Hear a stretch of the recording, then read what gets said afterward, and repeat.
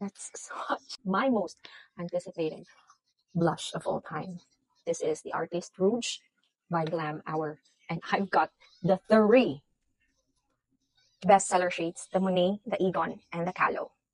Kung i-open kasi ang ganda ng packaging niya. Okay, let's open it. Perfection. Oh, this is the Calo.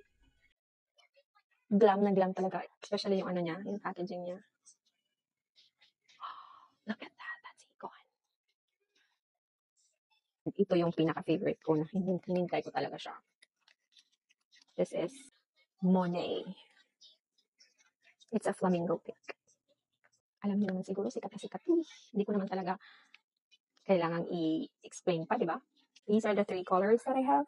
This is Monet, this is Egon, and this is Calo. Let's start with Calo. So I have a clean brush here. Watch ko dito si Calo.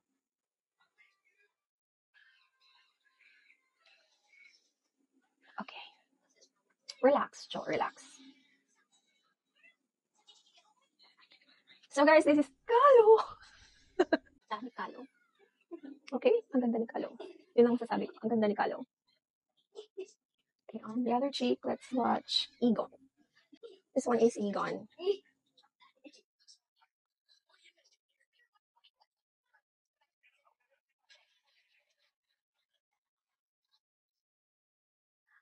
Ang ganda ng mga kulay. Shoot. Guys, this is Egon.